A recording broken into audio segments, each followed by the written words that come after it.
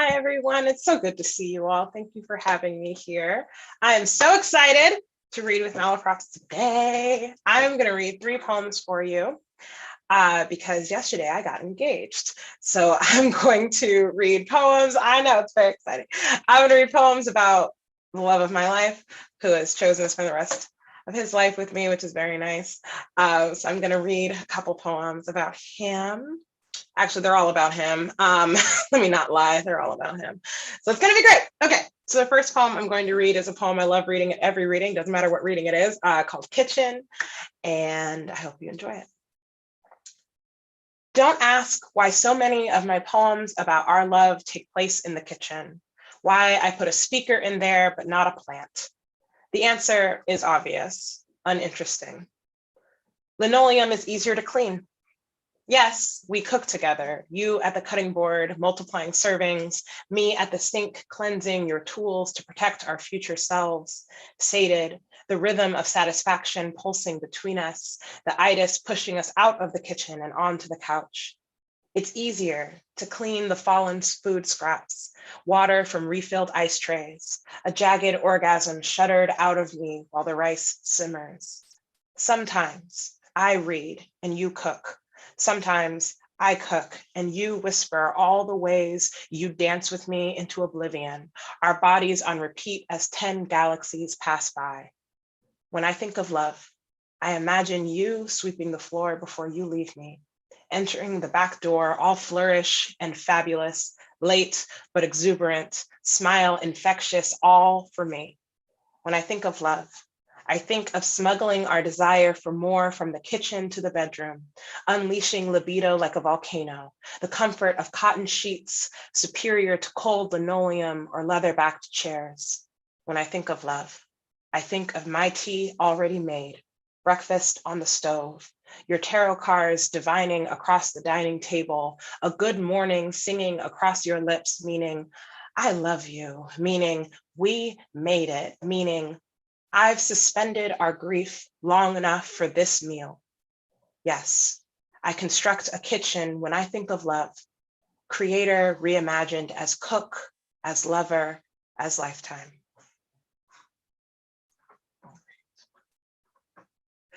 So my next poem is actually coming from my latest choreo poem. So for those of you who don't know, so a choreo poem is a choreographed series of poems that focuses on blending performance poetry, art, dance, music, song, yoga, parkour, backflips, all kinds of wildness together on stage. And it was coined by Ntozake Shange with For Color Girls Who Consider Suicide When the Rainbow's Enough back in 1975. And we're very grateful for the work that she did, laying the groundwork for this genre so that now I get to write them and I get to teach them. I'm actually teaching a class this semester called the choreo poem. And so the next choreo poem I have coming out is coming out from Santa Fe Writers Project next summer, and it's called Roadmap, and I'm super excited. So I'm going to read a little bit from that. So the premise of Roadmap is it focuses on a young Black man named Dorian, and Dorian is trying to navigate what the CDC has determined is his most likely cause of death, which is homicide. And so he's trying to figure out if that's something that is going to happen to him because he's Black, or because he was raised in a world that wants to murder him, and he isn't really sure which one. And so you meet his whole family, and then he finally gets to this point after he has proposed to one of his polyamorous partners that he's trying to figure out, like, okay, if I have this life that I want to keep, how do I keep from being killed? So he has just spun his fiance off stage, and there is a ethereal ancestor creature who follows us through the whole show and kind of guides Dorian through all the choices he's making. And we call her the novelist. So she returns to stage and she says, I see you finding some feel good for yourself, colored child. There is no need to put her on a pedestal, call her queen instead of by her name. Treat her like she saved your life, like she will die for you, as every Black woman has done before her. But will you do the same, Dorian? What will you sacrifice for this joy? So then a dancer comes in from stage left and they say, the leading cause of death for Black boys under the age of 13 is suicide. The dancer exits, and Dorian kind of freaks out a little bit. And the novelist leaves too. And then Dorian performs this poem, which is called Black Boys Are Missing. And it's a Eulipian constraint for the word suicide. And I can explain what a Eulipian constraint is later, but that's what this poem is. I know a lie or two about Black folk, about our likelihood to remove one another from the planet, not by gang violence or a jury conviction, a quiet formula we exchange without language. I know I'm not the only one with a razor locked under my bed. And yet, the statistics have me believing self-harm is a whites-only phenomenon. My father carved X's into his skin. My mother dated white men in hopes they'd killed her. I don't want to know these secrets, don't want to inherit this legacy of scar and reckless, find new ways to bleed, down tranks instead of facing reality. They say we do this for attention. I do this for strength, for rest, for freedom. One day, I'll rejoice at my own sobriety, 0 days self-harming, no fantasies of how to press the eject button from Earth. You're uncomfortable. Of course, once you know someone wants to cease to be, you can't unknow, can't quell the fact that not everyone wants to hold on to the end, get from A to Z. You expect bad days, sure, but not bad enough to end your life, to imagine waltzing into the sea, stones tied around your waist, or overdosing on vodka and pills, or jumping from a bridge into southbound lanes. That feeling of helplessness you dismiss as a bad day, it boomerangs in my bone marrow, the double helix of DNA and generational trauma. Our parents teach fear, not pleasure. Death because of our race, an unasked for burden.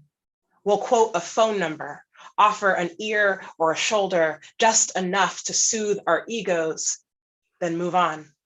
Exactly, useless. We're aware of echoes of agony, desperate tweets at 0 hour, then we stay shocked at the funeral. I'm not blaming anyone. I'm not even asking for help. I want recognition, realization that young Black boys kill themselves, that we're more lethal, more successful at it. One moment we're in love, laughing, joking. The next, someone comes across our quieting pulse. What I'm trying to say is, I'm angry always. I contain my fury with brutality against my own sparkling. It hurts. I hurt. I cry. I don't want you to know that. I know how toxic I sound, but I'm sick of lying about how much my soul burns. All this vicarious sorrow, I can't support it. And occasionally, I want to quit, go to glory, as grandma might say. But today is a good day. Today, I thwart any bait to kill this body. Today, I jazz and swoon as I know what I'll do soon. All right. My last poem is also a Eulipian constraint. So I'm going to define it really quickly. So a Eulipian constraint is a type of poem that utilizes math to constrain the rules of a poem. So this particular one is called a lipogram for the word Robert, which is the name of my fiance. And so a lipogram is a type of Eulipian constraint where each stanza represents each letter in a word that's missing. So the stanza must use every other letter of the alphabet except the letter that's missing. It's also referred to as a beautiful outlaw. So the first stanza doesn't have an R, the second stanza doesn't have an O, so on and so forth. You won't be able to hear it, but I promise you it looks very cool. All right. So this is Robert, a lipogram apology. While living in Milledgeville, Georgia, seeking a diploma once again, the woman who taught my advanced class, consisting mainly of weekly sessions one-on-one to discuss up to 6 poems in development, with a few whole class meetings, enjoying poems penned by famous poets. She told me to avoid naming anyone, especially those accused of violence. I quickly changed the opening lines, used to feedback like this, unfazed by the caution implied, a potential lawsuit. I start here because since that critique, I never name my attackers, never name partners, family members, even friends. And what a waste. Every character in my verse exists as a link, a faded line running between them and the speaker. Yesterday, I resisted the urge, just barely, switched the perspective, zapped the specific, made it vague. I know in music, saying people's names isn't discouraged. Hey there, Delilah, Roxanne, Alejandro. And poetry equals music in certain circles.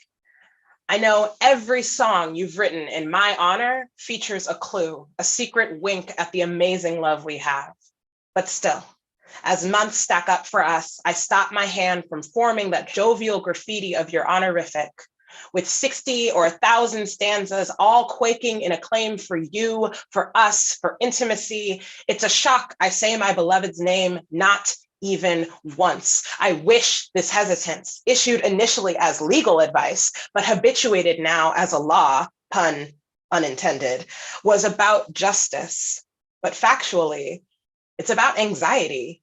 My qualms about some anonymous someone knowing you in the dozens of ways I claim to, how you have always insisted this connection belonged to no one but us, was nobody else's business. I know you're unsurprised by a poem focused on you. More lines promising forever, good sex and inside jokes, and even so, here I am, inking a lipogram, a form poem keeping me away from saying your name, from designing my cursive as proof I'm unafraid of consequences possibly arriving if heaven learns I love you and you love me. Like a precise shape carved in a sapling's back, R, B plus M, P, nearly a full spelling, so close. I know a poem, one expressly broken before beginning, is no proxy for naming such a world, for simply offering gospel, and I'm sorry. I can provide no more, only here, dawn or soon enough, lazy kisses, good morning, coffee programmed already, a made bed, a clean shower, laundry folded, fingers pressed on scalp, running clockwise, whispers from arousal and never ceasing even in slumber. I love you, I love you, I love you. Insert name here. Thank you. Wow, thank you so much, Monica, for those amazing readings, for the marvelous education about Korea poems, and I just wow. So, and I know we have more of that to come. Thank you so much, Monica. So now it is my pleasure to introduce our next reader, Ashley Lumpkin. Ashley is a Georgia-raised, Carolina-based writer, editor, actor, and educator. She's the author of 5 poetry collections. Her book, I Hate You All Equally, is a collection of conversations from her years as a classroom teacher. A lover of performance, as well as the written word, she has been a competing member of the Bull City Slam team since 2015 and currently serves as its assistant coach. She's 1/5 and only Slytherin member of the Big Dreams Collective and currently serves as a member at large on the board of the North Carolina Poetry Society. Welcome, Ashley. Thank you so much, Stephanie, for that warm introduction. And thank you, Monica, for making my job infinitely harder. You were incredible. As you were reading, I was like, oh, no, I know this poem will be great in conversation with that poem. So we were sort of taking notes and switching my whole setup. So here we go. This first poem is called Messiah. Let us begin with broken glass by the bathtub, shower running cold at 3 a.m., Tennessee honey pooling in the seams between the tiles. It is one thing to know that alcoholism runs on both sides of the bloodline, another to wake up bleeding and cold with bottle shards trapped in the knots of my hair. In one version of the story, it's a wake-up call. Let's say wake-up calls are for Sunday mornings. What should I do with the Bible I keep tucked beneath the sink? Let's say the Bible is a true story, that Jesus did turn water to wine, the wine then transubstantiated into his own blood. What am I then but a parable? The bathtub, a baptismal pool, the glass, a crown of thorns I placed upon my own head. What is the real cost of blasphemy? What? A hangover, a few scars. Let's say my grandmother taught me the best hangover cure the morning I turned 12 years old, after a shot of Jack, but before the birthday party, that the only two things she knows about being an alcoholic are that it's bad to be one and that they drink alone. Let's say the house is filled with grandchildren that don't ask any questions. What should I do when being obedient also means bending the rules? Call my grandma John the Baptist, who also lived on wild honey, also paved the way for the coming Messiah. What is being born again, if not waking up in a hospital? Everyone but me crying and calling on the Son of God. In one version of the story, it's a wake-up call. Let's say wake-up calls are for 23rd birthdays. What should I do with a suicide attempt that starts out as a good time? It is one thing to actually have an addiction, another to need a convenient excuse on a Saturday night when the bartender takes my keys before I've had the first sip. Let's say my drink of choice is the entire bottle, that I am grandma's most faithful disciple, that being sober any night of the week feels like a kind of betrayal. Let's say I'm the only one in my family for whom drinking is still a choice, that I'm building a life out of rebounding all the times I've chosen wrong, that I know the first step on the road to redemption is admitting that I might have a problem, but I am still on step 0, getting blackout drunk and apologizing. There is a school of thought that teaches Jesus was addicted to giving forgiveness, that he surrounded himself with sinners just to get his next fix. What should I do on the days I am trapped between being an addict and the addiction? I swear I am so drunk and empty, I feel like a child of God. That's that poem. This evening, I'm going to be reading a few poems about my family who I'm holding really close today. We're reckoning with some things over these past couple of weeks. And so I'm excited to share this work about my family and my relationships to them. Here we go.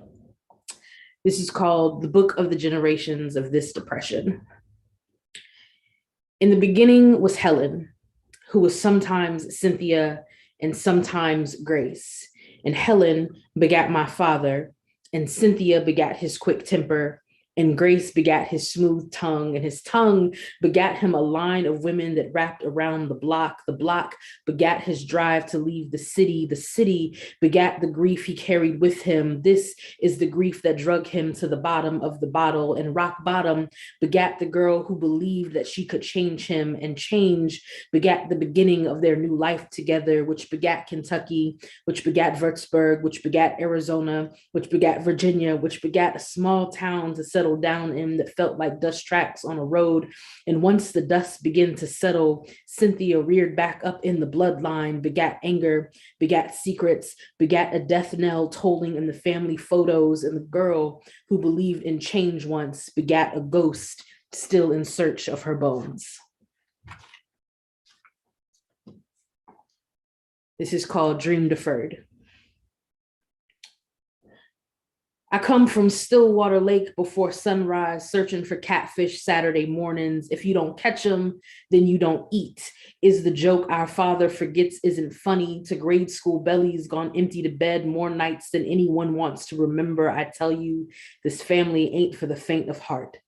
Because yes, 2 paychecks, and decent neighbors and church choir every Sunday, but large hands and open veins turn the best dad into beastmen. I come from Hyde till you know it's a good day, gauge the temperature of mother's prayers, beg the baby to just be quiet, play outside, don't ask questions. I come from yes sir, no sir, the rooms are clean, the beds are made. I stitched a meal from ketchup and rice. Our brother is tending to the lawn work. Mom is tattered pages of a wilting Bible held together with masking tape. The words, a poem promising someday something like God will be possible.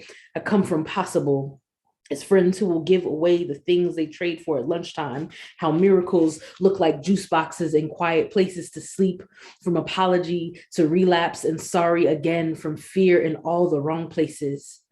I come from backyard barbecue, firefly lit, the first day dad comes home, clean shirt, creased jeans, and gift in hand for all the days he was gone and gone the days he was here. Daddy is a preacher now. Baby brother does not remember a time when he wasn't. Mom is gratitude sitting on the front porch singing hymns to the Stillwater sunshine. I come from Stillwater, and broken promises from waiting for the other shoe to drop. And I have just one more piece this evening. It is not the final piece in my collection, Genesis, but I think wraps us up in a nice little bow. So here we go. It's called The Iron Skillet is the Philosopher's Stone. Praise the family that gathers, even if just for this moment, to find a Sabbath from our weary journeys in the sameness of our skin. We are a family of travelers, a family of runners, a family of skeletons trapped inside closets, all melanin and mishap boiled over in the blood. But on Sundays, we get it near right. And not everyone goes to temple these days, not since Ron found a bullet inside his son's mouth, but here we still bow our heads. Here, we are grateful for Black girl alchemy, how they make miracles from pepper and rice, how the sizzle and spill of a too big pot will be manna and magic, if anything at all, how everyone still comes home. And Ruth isn't here, or Helen, or Gladys, but there's okra and cornbread and deep fried catfish so good you can still hear them laugh when our cousins sigh and ask for more.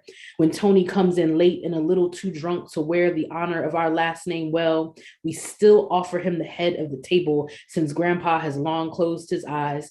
And there are no questions, just grace and God, how good it is to be here. Praise this family.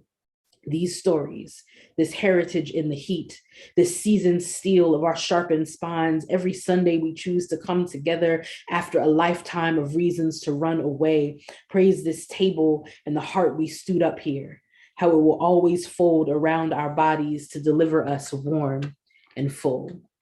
Thank you guys so much. You've been fantastic. Thank you, Ashley. Oh my gosh. So just another breathtaking reading. Thank you so much, Ashley.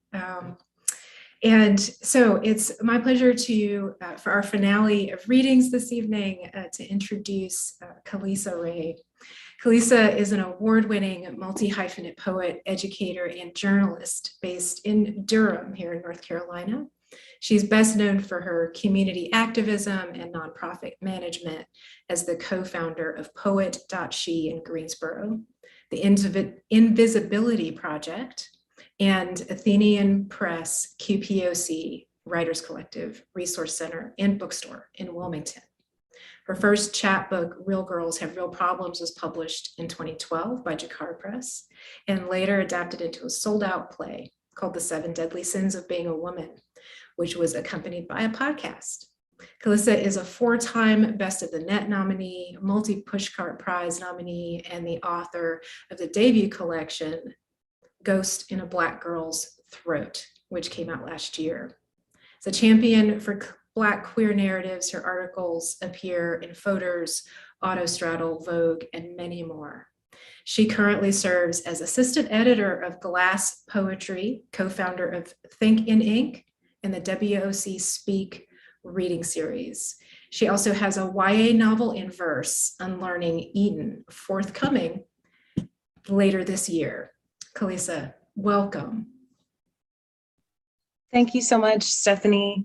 Thank you so much to Malaprops for having us. Thank you so much to Ashley and Monica. Oh my goodness, it feels perfect and serendipitous that it was us together that ended up together on this reading. And I love how our work talks to each other. I've completely switched up my set for that reason. But I think that that's a good thing. I love to just listen and be a steward and then think about lines that touched me. And the 2 lines that I want to to call out are how Monica said that we teach fear and not pleasure. And so I'm gonna open with My Grandmother Never Spoke About Her Body. So that poem's for Monica. And then Ashley said, I'm a girl in search of her bones. And so I'm gonna read Reclaiming Our Phenomenal Bones for Ashley. I'm actually gonna start with my grandmother's piece, 2 pieces for my grandmother, because we're talking about family, legacy, matriarchs, and the history of being Black in the South, which is all about what Ghost in a Black Girl's Throat is all about. And then we transition to Unlearning Eden. For good reason, it's not coming out this year. I just got an agent for it, so it's gonna be shopped around and sold. So it won't be coming out this year, but that's a good thing. So good things are happening, but I wanna give you a snippet of 2 poems from that collection. And then we're gonna transition to Ghost in a Black Girl's Throat. So let's start with My Grandmother Never Spoke of Her Body. In my dream, she is under a man that knows about satisfaction and indulgence, a giver and a pleaser, one that doesn't hand over the chocolate, but rubs the morsels of your lips, leans his limbs down to the center of your mouth and says, here, take, my dear. In my dream, I came from pleasure, from men that believed the arc in her back was medicine for aching hands and aging bodies, that foreplay cures cataracts better than THC. And all good pipes burst when tapped at the right place. In my dream, she is body embraced and thirsting for more. She is gushing, knowing dying in ecstasy would be a sweet death, that anticipation is the realest form of feminism there is. This is Belly Full of Gospel. Each morning, my grandmother rises to find her Bible still breathing, belting her favorite aria. A lion, a well, a sacrifice, crack of dawn, coffee-stained scrolls, making music at 6 a.m. Each page turn a chord she knows better than hot water cornbread and collard greens, wailing blessed assurance, what a friend to crackling bacon. Belly full of gospel, summoning spirit to be there in the midst. Her back buckle and hand wave, awakening a Holy Ghost. Basha, Shadrach, Meshach, tongue speaking spells, casting out demons haunting this old house. While I'm on this tedious journey, a southern song soothing her aching hands. Walk with me, she asked, inviting him in the room. What a meditation, a ritual to welcome holy in a place held together by broken bread, a sacred invitation to dine with nothing but her and the browning hash, nothing but the blood and sunrise slicing sound now, stirring a tent revival lasting till nightfall across her wobbling kitchen table.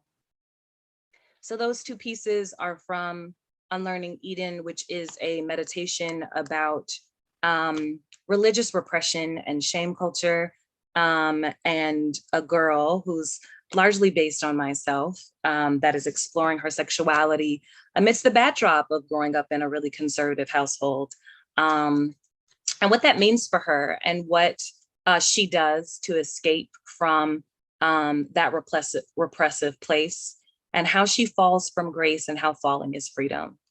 I want to transition to, I think I'm going to transition to Full Moon to Monday. We're going to stay on matriarchs and what they teach us, and how sometimes you have to unlearn what you're taught.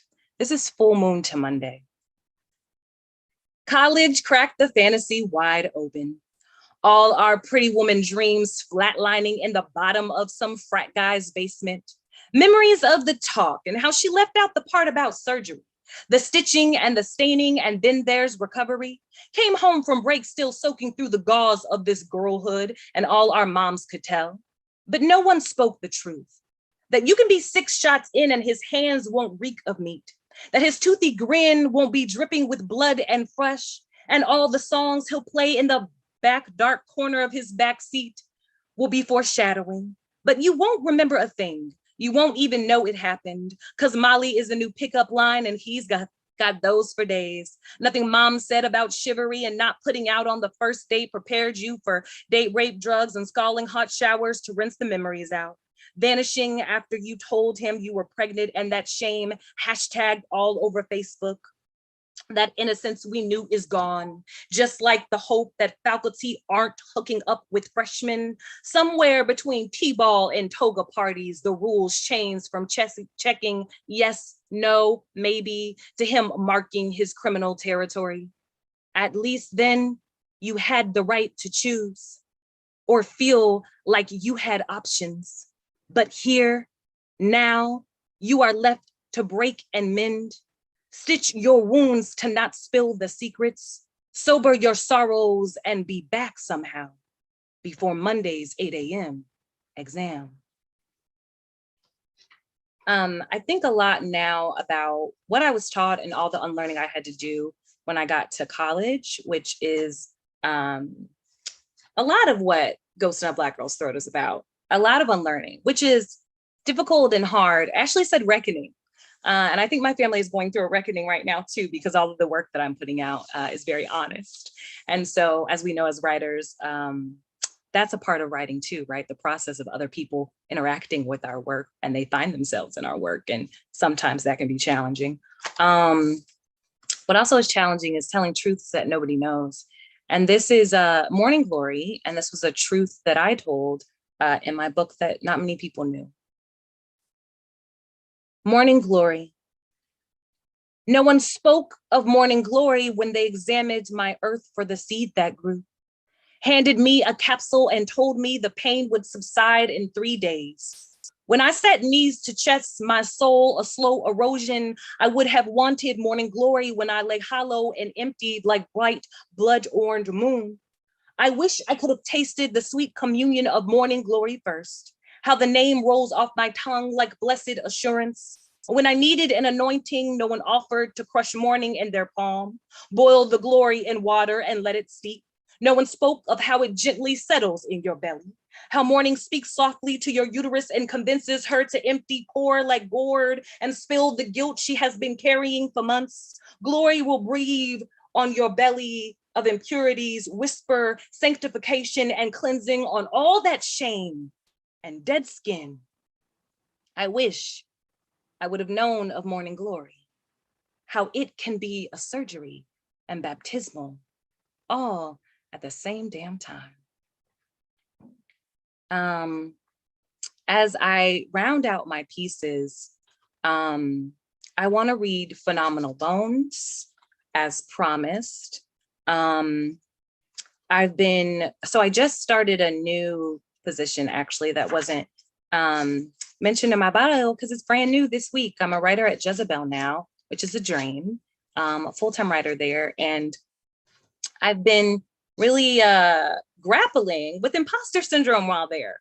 And you know, that's never fun. And when Ashley talked about a girl in search of her bones, I think about that and how, you know, imposter syndrome is a new phrase, but I feel like Black women have always, you know, struggled with imposter syndrome because we always feel like we're never good enough.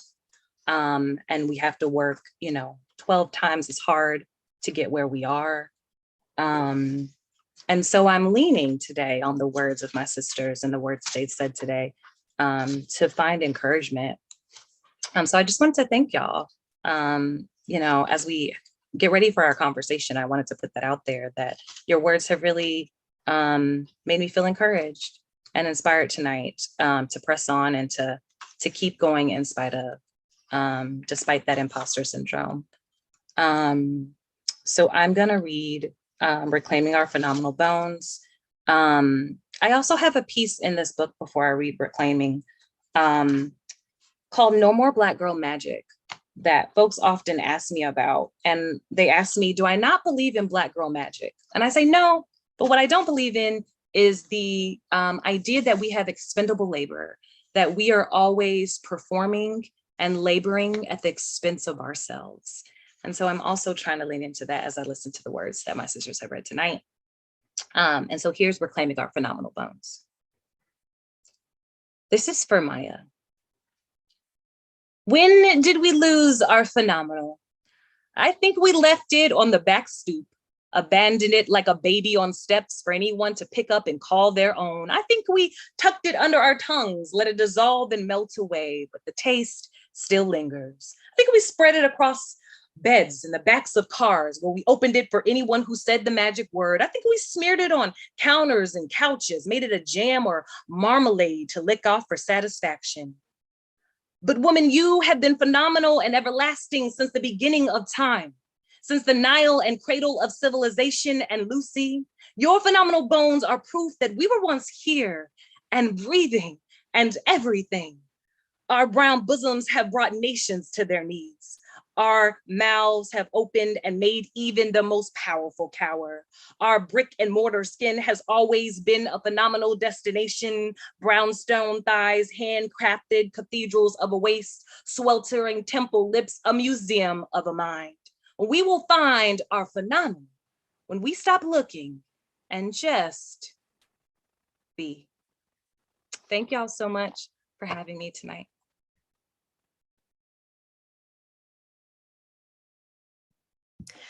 Thank you so much, Khalisa, for another amazing, I'll go ahead and say phenomenal, even though it's, it's echoing reading.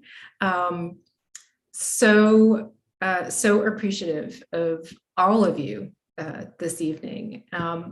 And I would love to actually invite everybody up at this point to have a conversation. And I'll actually duck out right after I say one more thing, because I neglected to congratulate Monica. I congratulated Monica in the chat, and then I was so blown away while you're reading that I forgot to, I also meant to say it out loud. Congratulations, Monica, on your engagement. Khalisa, congratulations on your new gig, where you are not at all an imposter, I'm quite certain. And Ashley, I don't know if this is appropriate. Congratulations probably isn't the right word, but you shared with us the reckoning that you're dealing with your family, and undertaking that is something to be congratulated, I think, as well. So I just want to congratulate all of you. Thank you all again. And then I'm just going to step back and give you all some time to talk and share about how your work is in conversation with each other. So I would love to open up with a question, if that's okay. Sure. And Khalisa, this stemmed from something that you said, but I'd love to hear from both of you about what you think your responsibility is to, or if there is a responsibility to take care of the people whose stories you are also telling. Because I wrestle with that heavy. And sometimes I'm team, if they wanted to be better, be known better, they should have done better. But sometimes I'm not. So I'd love to hear about what you think that responsibility is. That's a great question. Because whose quote is that? Is that, who said it? That like, if people wanted us to talk about them nicer, they should have behaved better. I can't remember who said it. It may have been Jody. What's her name? Jody. She just passed away. Jody. Crap. I'm a bad literature person right now. The quote that, but I can't think of the person either. I can't remember who did it. I know the quote though, but yeah, I feel that. Sometimes I am on that team. Like, y'all should have behaved better. But I think lately I've actually one of the first readings I did with Khalisa last year was Feminism Through a Literary Lens with Shannon Lee and Kelly Wills. And we were talking about, one of Shannon's questions was, what are you working on now after like producing these really heavy collections of works? And I said, I'm actually focused on writing about pleasure. And because I wrote, How to Exterminate the Black Woman, which is an emotional and intense show about like the attempt to rid the world of us. And then I started writing a choreo poem about pleasure, which is not the one I read from tonight. But when I made that decision, it was the decision to sort of find a way to hold the ways that other people take care of me, and to give those people, you know, the joyful and the beautiful words that I also hand over to white supremacists and rapists and, you know, attackers. So it's like, if they, like, the people who love me and love us and take care of us and uplift us and save us and sacrifice themselves for us, they deserve just as much of the luxury of my creativity as the people who harm, oppress, and destroy us. And that sort of shift in my narrative of how I started writing helped me better, not even forgive, but to better weigh the stories that I'm holding, the ones that are harmful and the ones that are helpful. And so I don't know if that totally answers the question, but I think it's our responsibility. Nina Simone said this, that it's our responsibility as artists to tell the truth. And if we're not, then we can't call ourselves artists. And I think about that every day. So it's like, I'm going to tell the truth, but the truth doesn't always have to be hurtful. Does that answer your question? I hope that answers the question. I think it does a great job. Yeah, I was going to say that something that Monica said helped me kind of craft my answer to this. I think that I'm honestly damned if I do, damned if I don't. And so my MO is usually to just say it anyway, because honestly, either option is not going to be, is not going to sit right with anyone. So Monica said that she wrote these books that were about Blackness and the killing of innocent Black folks, but then now she's writing about pleasure. I'm doing the same. And what I told myself before I entered into this YA novel in verse, which is muchly about myself and questioning queerness and what to do when you're in a conservative household and you're queer. I knew that either route was going to be hard and fraught for somebody. So if you talk about race, it's going to be fraught for a lane of people. And you talk about the Black home, it's going to be fraught for a group of people. And you're talking about sex and sexuality and desire, that's going to be difficult. And so and that just might be indicative of my personality. When I feel stuck, when I feel like either lane is probably not going to be well received, I just say F it. I'm like, you know what, at this point, we're going to just have to eventually have a conversation. And that's fine. And I think that's what I was taught. So in my master's program, that's actually the advice that Claudia Rankin gave me when I told her I was going to talk about, I had the poem about my father. I come out in Ghost in a Black Girl's Throat. I mean, I do a lot of grand leaps. I talk about my abortion. Lots of huge leaps happen in Ghost in a Black Girl's Throat. And Claudia was like, girl, if you don't just, prep, if you want to, if you don't just sit down and prep these people for this book and keep it rolling. And so that's kind of the mindset that I have now is you're going to get a prep conversation and we can have a discussion afterward. And then I have no other duty after that to you. I think I do have a duty to craft work. I think Monica kind of touched on this, craft work that is thoughtful, and that is not messy, not just throwing stuff out there just to throw it out there. I think I do have a responsibility to honor my craft and honor the people that I love. But, do I have a commitment to silence myself? No. Or to censor? No. Because again, I think, none of it, you're not going to please either route or lane. And so I just say it anyway. So that's my spiel. I love that. That's just true.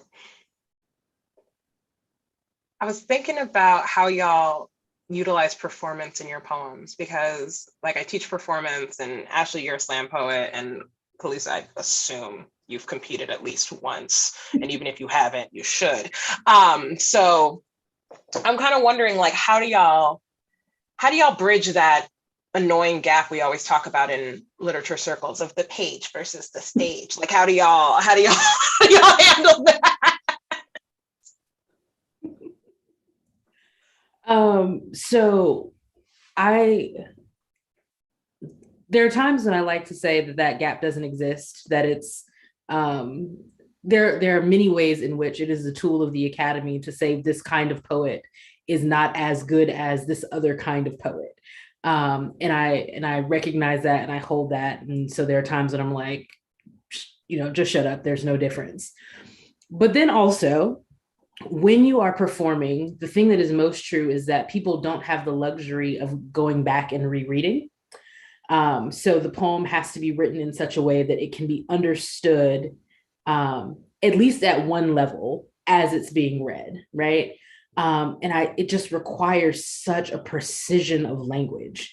Because if I mean melancholy, I have to say melancholy. I can't say sad because I'm depending on the audience to remember a minute and a half later that I said melancholy and I meant melancholy. They don't get to go back and see it again. And so I think the focus on performance in my initial work has caused me to just be so much more precise with the language. And then you just get to do fun things where, and I'm not certain that writers whose primary audience is the text on page, I don't know that they think about the musicality of words sometimes in the way that I do. Whereas it's like, okay, not only do I need it to mean melancholy, but I need it to have 7 syllables and I need it to be stressed on the second and fifth syllable in order to make the next line work, And so it requires a precision of language and a dedication to not just a good line, but the best possible word at every possible moment so that the audience can understand it and feel it as it's intended while they're listening to it. But then my coach and mentor, Dasana Hanu, would be so upset if I did not also say that if a poem does not work on paper, it's not going to work on the stage.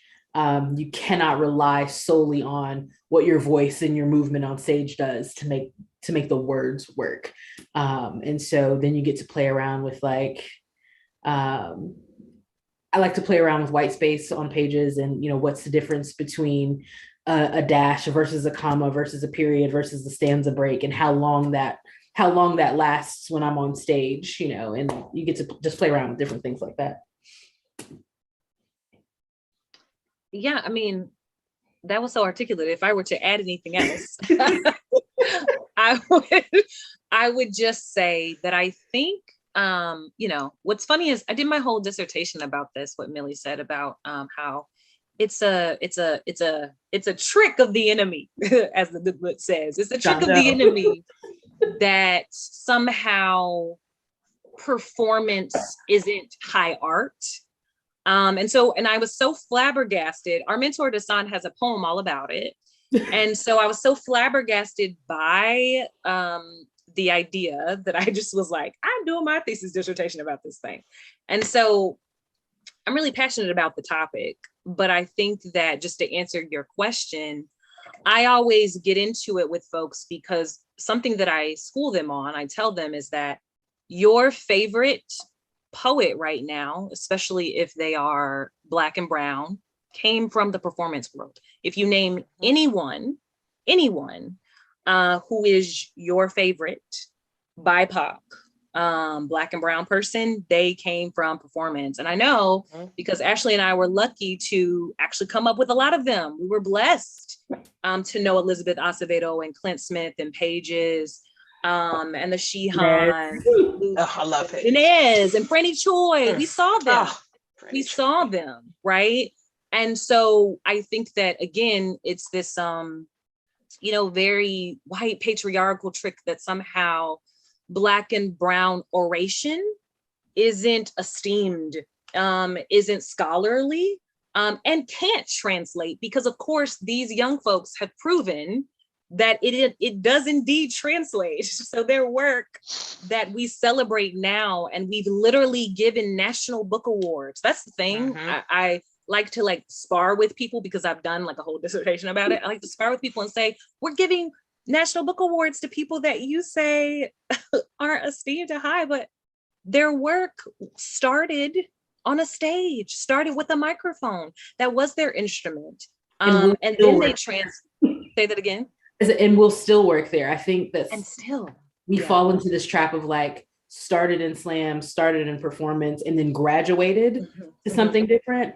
But like I don't know many people who could see Liz Acevedo on the stage still doing the work that she won, you know, that she's won awards for. So again, it's a trick of the enemy, as my Yes. Yeah. Absolutely. It's all true. Yeah. I need your thesis, Khalisa. Right? I'll start teaching it in my choreo poem class. Yeah, I can send outside the canon to you. My somebody on my team the other day was like, you need to have that be public knowledge for folks. And I was like, you know what?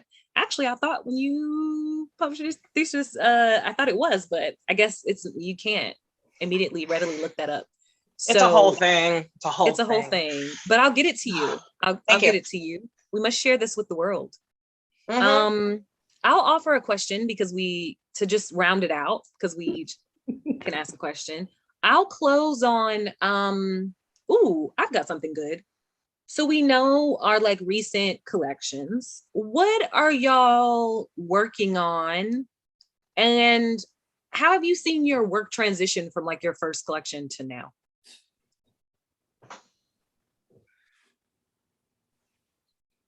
I mean, okay, so I'm working on, according to my CV, I'm working on 4 things right now. I just had to turn in my like annual evaluation CV like 2 days ago. So according to that, I'm working on the final draft of Roadmap, which premieres, gets published, whatever, next summer. So I'm finishing that. I'm working on a choreo poem about pleasure and polyamory called Insert Fantasy Here, which is taking over my life because it is not working. It's fine. I'm working on a memoir called Winning the Bar, which is about navigating breakups and relationships and how to make your own gin. So that's fun. And then I'm working on the revision of our stage play, Pageant of Agitating Women, because we have to either write a new show or we need to make the original show longer, because now we have the first woman in the White House. And the whole show, there's only one man in the show, and it's Frederick Douglass, and he only has 3 lines. So we have to like figure out a way to continue the legacy of how suffrage started in abolition and how it's still going now, dealing with voter suppression and all that jazz. So that's what I'm working on. For my first book was Letters from the Other Woman, which was a collection about adultery. And they're right here. No, it's not right here. And that collection was just like strongly steeped in the idea of what does it mean to take responsibility for something that you know you're doing that's bad for you and bad for whoever else is involved. So that one was a reckoning, and I should have done that with a therapist, but I didn't. So now, because I'm in therapy, I think my work is a little bit more direct and a little more aware of itself, instead of sort of pretending like, you know, the speaker isn't even remotely related to who I am. And I'm more aware of the different sides of being myself as a speaker in certain poems. So like Roadmap is a challenge because I'm not the speaker of any of those poems. So that was a huge challenge for me, versus How to Exterminate the Black Woman, where I was the speaker for almost everyone. And so I think I've been able to sort of push myself beyond this is about me and therefore it has to be true, and more about like, this is about me and therefore it needs to be true with a capital T, in the sense that like it's emotionally true, even if it's not historically or chronologically true. Does that make sense? Yeah. So I think that's how my work has shifted from my first publication to now. And also the fact that I'm writing about love extensively, because my life is so filled with it now. And I think when I first started writing about love, it was sort of like cynical and angry. But now that I'm like saturated with it, like it's a little bit more clear. And I think that's informed my writing. So currently I am having a lot of fun flexing my editing muscles and working on the manuscripts of other folks. So that's been fantastic. and also sort of 2 personal projects, working on a memoir. The working title is Imposter. I'm 1,000% certain it's going to change. But it is about, in many ways, my relationship to the truth, and just this running theme of you shall know the truth and it shall set you free is a thing that the Christians say to one another all the time. I say that in Team Jesus all the way, but so know the truth and set you free, but also growing up in a household where if I was honest about almost anything, there were dire consequences for that honesty. And so what is it to grow up being told to tell the truth and then being like, you can't ever do that. And how that affects my relationship to honesty now as an adult. And so that's kind of happening in fun ways, also in therapy, as I work on that text. And working on what started out as a short story, but is growing up into a dystopian young adult fiction situation that feels wildly uncomfortable for me, because I always say that I don't have the attention span to write fiction. And so it's like the longer that it's getting, I'm like, what are these ideas, Jesus? Can I be done now, please? So I think to answer the broader question, Khalisa, the way that I see my work changing is that it is more open to telling all of the truth about myself.